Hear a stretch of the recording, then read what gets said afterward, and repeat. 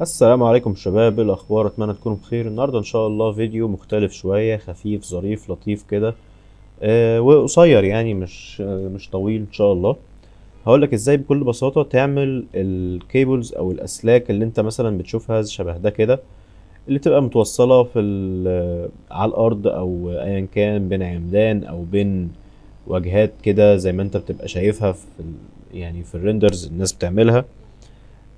هقول لك ازاي تعملها بشكل بسيط. هو اول حاجه كده تعملها ان انت تروح على edit preferences، وتدور على في الادونز هتدور على curves. هتتاكد ان extra curve objects معمول عليها تشيك. لو ما لقيتهاش هنا هتروح عند get extensions تكتب نفس الحاجه curve او extra curves، وتتاكد انها موجوده. ولو يعني مكتوب جنبها install زي ما انت شايف هنا كده، تتك على install وتعمل عليها تشيك في الادونز وشكرا. بس تتك على shift A، تروح تعمل بزير. حطينا البزير بتاعنا، هنزود له بس ايه السمك بتاعه شوية من الدبث، بحيث ان هو يدينا الانديكيشن بتاع الكيبلز او الاسلاك يعني، او ايا كان المسمى بتاعها ايه. تمام. طب بعد ما عملنا كده هنعمل ايه؟ تدخل جوه الايديت مود، تك على اكس، تعمل ديليت للفيرتيسيز. طب ليه عملنا كده؟ عشان نرسم بقى الاسلاك بتاعتنا براحتنا. نرسم ايه يا عم واحنا اصلا لسه راسحينه؟ هقول لك اهو، ما تستغربش يعني. انت تتك على درو. فين درو؟ يعني دي انوتيت ماشي شبه درو، بس احنا عايزين درو. تك على درو وتتاكد ان انت بترسم او بتعمل درو على السيرفس. هتيجي ترسم الكيبلز بتاعتك، هتلاقيها بترسم بكل سهوله، تقدر بقى تعملها في اي مكان. طبعا يعني تعالى نعملها بشكل منتظم شويه. فرضا مثلا انت عايز تعمل الجزء ده كده متوصل هنا بده، معرفش ليه ولكن مثلا يعني تقعد تعمل كده كده كده كده، متوصل مثلا بشويه كابلات بس. او توصل حاجات مثلا في الواجهة زي اليافطة دي، عايز مثلا توصلها باليافطة دي بكابلات، يبان ان فيها كابلات كده. معرفش ليه تعمل كده برضو، بس يعني للمنظر اللي كده يعني للفيو بتاعك. نفس الكلام عندك اي حاجة بقى عايز توصل بيها اي حاجة تانية، زي مثلا كده انت تقعد ترسم كابلات زي ما انت عايز، هتلاقيها بتترسم معاك بكل سهولة. ماشي. على فكرة انا كنت نزلت زي شورت او ريل تقدر تشوفه على الانستجرام او على اليوتيوب شورتس. كنت بقولك ازاي سريعا تقدر تعمل الكابلات دي. طب انا بعمل لك الفيديو ده ليه؟ عشان نتعمق بقى في الموضوع شويتين. ماشي. انا زي ما قلت لك انت تقدر تعمل كابلات بكل سهولة كده، مش عارف ايه، ترسمهم فوق بعض، ترسمهم تحت بعض وهكذا. طيب ايه الميزة في الموضوع او ايه الحلو في الموضوع ولا ايه الفكرة؟ الفكرة ان انت كمان تقدر تعمل سيلكت مثلا على الفيرتكس دي وتحركها زي ما انت عايز تتحكم فيها، او تمسك مثلا الفيرتكس دي برضو تلعب في البيزير بتاعها. عايز تمسك الفيرتكس دي تعمل لها اكسترود، تطول الكيبل او ايا كان الحاجة اللي انت عاملها شوية، تشكل بقى زي ما انت عايز. طيب في حاجة كده ايه هتلاحظها، يعني انت لو جيت بصيت مثلا من تحت هتلاقي ان الكيرف بتاعك نازل تحت الارض، وانت مثلا عايزه يبقى كله مرسوم فوق الارض. يعني هتلاقي مثلا من هنا لو جيت كده بصيت بشكل يعني ادق شوية، حلوة ادق دي. ماشي. لو جيت مثلا بصيت هنا على الفيرتكس دي او على الكيبلز بشكل عام، هتلاقي نصها فوق والنص التاني تحت. ماشي. طب انت عايز الكيرف بتاعك يترسم او الكابل بتاعك او الكيبل او ايا كان، معلش استحملني، يترسم كله فوق الاوبجكت او البلان اللي انت بترسم فوقه. فانت هتروح لتول هنا وهتحدد درو تاني عشان انا كنت عملت سيلكت. تحدد درو وهتنزل لحد ما تلاقي اوفست. فين بقى الاوفست؟ فين الاوفست؟ فين الاوفست؟ اهو. ما تنزلش تحت خالص، يعني مش الاوفست سكاتر ده، حاجة تانية. ماشي. احنا عايزين الاوفست ده. هتزوده، هتخليه واحد. تيجي ترسم الكابل هتلاقيه بقى كله فوق الارض بتاعتك، الدايرة كلها او يعني اللي هو القطاع الدائري بتاعك ده كله فوق الارض. ماشي. نفس الكلام لو انت خليته سالب واحد، لو جيت رسمت كده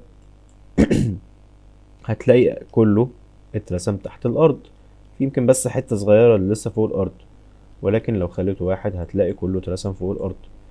ماشي. طيب لو انت دلوقتي عايز مثلا توصل بين العمود ده والعمود ده هتعمل ايه؟ هترسم كده هتلاقي فيه هبل بقى بيحصل. ايه هو الهبل ده؟ يعني مش محتاج افسر، يعني انت شايف الهبل ده. طب ليه ده حصل؟ بص يا سيدي، تعالى كده نفكر سوا. انت لما رسمت خط، او لما رسمت كيرف او كيبل او ايا كان بين العمود ده للعمود ده كده، بص على الخط اللي انا برسمه مثلا دلوقتي وماشي عليه كده. الخط ده عمل ايه؟ هو اولا ابتدى من العمود من هنا، ونزل راح للسيرفس ده، ولف وطلع هنا تاني. ماشي، فلما تيجي تبص عليه من هنا هتلاقيه اتحرك في اتجاهات كتير، وفي هبل بقى بيحصل. ماشي. نفس التخلف ده، انا اسف طبعا على الالفاظ البذيئة دي، نفس الكلام ده هيحصل لو انت ايه مسكت، يعني وقفت عند البوينت دي مثلا وعايز ترسم الكيبل بتاعك، وعملت كده ومشيت كده. ماشي. هتلاقي الكيبل بتاعك اترسم الاول ايه على العمود، صح؟ تمام. طيب هو اترسم على العمود وعدى على الاسلاك اللي هنا، وبعد كده نزل على الارض، وبعد كده طلع تاني عدى على الاسلاك دي تاني، ففي لخبطه، وبص يعني بوظان خالص. طب انا عايز اعمل ايه؟ هقول لك عايز اعمل ايه. كل اللي هعمله يعني عشان اوصل من العمود ده لده على طول، ان انا هحدد only first. دي هتعمل ايه؟ دي بتظبط لك اتجاه النورمال بتاع اول بوينت انت رسمت عنده. يعني مثلا انت عملت اول بوينت هنا مثلا، وعملت كده، بس يعني النورمال اتجاهه اتظبط. طيب هو ليه بس جايب ميل شويه؟ جايب ميل شويه يعني حسب الفيو اللي انت واقف منه. تمام. يعني مثلا انت لو ظبطتها خليتها كده ورسمت، هتلاقي بقت مظبوطه اكتر. ماشي. تعالى ايه نقف في ال 2 دي في الاتجاه ده مثلا، ونعمل كده، هتلاقيها اتظبطت معاك. لان هو بيظبط لك النورمال بتاع اول حاجه انت وقفت عليها لاخر حاجه. ماشي. وخلي بالك الدوران ده برضو هيأثر على اتجاه النورمال بتاعك. يعني مثلا هنا احنا رسمنا من الجزئيه دي، لو كنا رسمنا من الدوران ده هتلاقيه البتاع ممكن يلف معاك شويه مثلا لبره، زي ما هو لف لبره كده، ممكن يلف شويه لجوه، على حسب النورمال اللي انت وقفت عليه في اول بوينت. طيب حلو قوي الكلام ده. دي هتسهل عليك كتير، صح؟ ان انت مثلا تعمل حاجه من بدايه لنهايه. في حاجه اسهل من كده، تعال اقول لك عليها. تعال نطلع كده من الايديت مود. ماشي. وفرضا انت عايز توصل بين العمود ده للعمود ده. ماشي. خلينا اشرح لك على حاجه تانية الاول. احنا هنحط كيوب. ماشي. تعال نتك على سلاش عشان نعمل له ايزوليت، وناخد الكيوب ده كوبي، تك على شيفت دي، نعمل كده مثلا. ان كان بقى عايز ترفعهم هما الاتنين تنزلهم، مش هتفرق يعني في اي حاجه. تمام. وتتاكد ان انت عامل سيلكت على الاتنين دول، على التو اوبجكتس دول، وتتك على شيفت ايه، تختار تقف على كيرف، تنزل تحت خالص عند نوتس، وتتك على كاتينري دي. تمام. هتلاقيه عمل لك كيرف متوصل بين التو كيوبس دول، بين الاتنين كيوبس دول. اه تقدر تتحكم فيه زي ما انت عايز. يعني عايز تغير ال اسمه ايه، فين الراديوس، عايز تغير الراديوس، تقلله تزوده تتخنه ترفعه، عايز تزود الستبس بتاعتك، إيه عايز تخليه إيه زي ما تقول كده ايه مدلدل زيادة، او يعني مشدود اكتر. تقدر تتحكم فيه زي ما انت عايز. ماشي. طبعا احنا عايزين نقلل الراديوس. تمام. عايز تزود البيفل ريزوليوشن اللي هو الدوران بتاعك. يعني مثلا لو جينا كده، فين البيفل ريزوليوشن؟ لو جينا زودناه كده بقى دائري اكتر. تعال نقلل الستبس عشان تفهم قصدي. البيفل ريزوليوشن لما تقلله خالص بقى مربع. واخد بالك من الفكره؟ فتزوده شويه مثلا عشان يبقى دائري اكتر. بس الموضوع خلص. عايز بقى تخليه ممطوط شويه، تعمل له مثلا اكستروجن. تعال نتك على شيفت زد، اي حاجه بقى يعني، شوف انت حابب تعمل ايه. وطبعا نفس الكلام ده، تعال نحدد دول الاول، او خليهم ماشي. نفس الكلام ده هينطبق على بقيه الكيبلز هنا. يعني انت تقدر تتحكم في كل حاجه هنا زي ما انت عايز. عايز مثلا تعمل فيل كابس اللي هو زي ما انت شايف كده، هتلاقي الكيبل بتاعك او او الكيرف يعني مفتوح من هنا ومن الناحيه التانية، فانت هتعمل فيل هتلاقي قفل لك الفتحه دي. بس الموضوع بسيط جدا جدا يعني، اكتر مما تتخيل. دلوقتي احنا عايزين ايه؟ عايزين مثلا نعمل كيبل بين العمود ده والعمود ده، هنعمل كيوب، نحط كيوب كده ماشي، نقف في التوب، نصغره شويتين تلاتة، حلو، نقف في الفرونت فيو كده، نحرك مثلا الكيوب ده هنا، وتاخده شيفت دي اللي هو تعمل له كوبي هنا مثلا، وتحدد الاتنين كيوبز دول، سوري كده. يعني لازم تكون محدد الاتنين، لان لو انت مش محدد الاتنين يعني عامل سيلكت على واحد بس، جيت تعمل كيرف ونوتس وكاتينري وبتاع، مفيش حاجه تانية اوصل بيها، يقول لك اصلا اللي هو ايه اوبريشن كانسلد وبتاع. فانت لازم تكون متاكد ان انت عامل سيلكت على الاتنين، تك على شيفت ايه كيرف نوتس كاتينري، بس وصلهم ببعض يعني الممطوطه بس كده يعني عشان الاكستروجن. طبعا انت هتخلي ده صفر، ومثلا ايه ممكن تقلل الراديوس بتاعك شويه بحيث ان الموضوع يبقى منطقي يعني. بس يعني طبعا هتقلل كمان، تعمل بقى ايه اللي انت عايزه.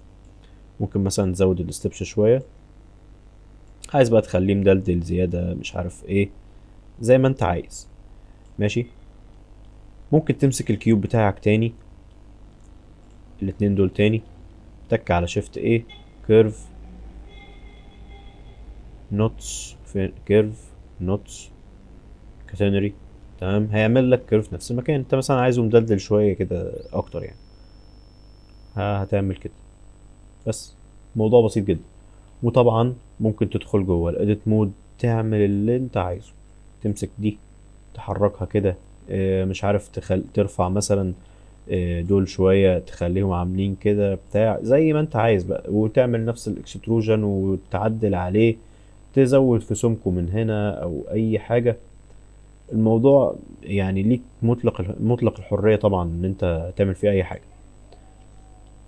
طبعا الموضوع يعني مش واقف على الكيبلز بس او الاسلاك، يعني في حاجة تانية ممكن تعملها، زي مثلا ما ماكس هي عمل هنا.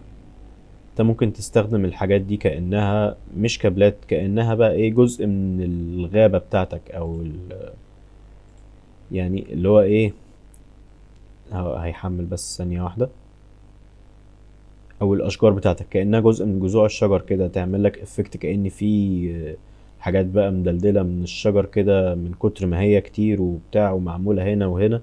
مثلا لو قدمنا شوية كده هتلاقيه عامل لك الافكت ده. طبعا كل دي اكيد مش كيبلز يعني، لا هي حاجات نابعة عن الاشجار بس. فانت ممكن تعملها باكتر من حاجة، تستخدمها اكتر من استخدام زي ما انت عايز. ده كان فيديو بسيط وخفيف. اعمل لي سبسكرايب على يوتيوب وفولو على انستجرام، عشان بنزل تقريبا كل يوم تريكات جديدة ممكن برضو تفيدك في اي حاجة. وبس اشوفك ان شاء الله في الفيديو الجاي، ومع السلامة.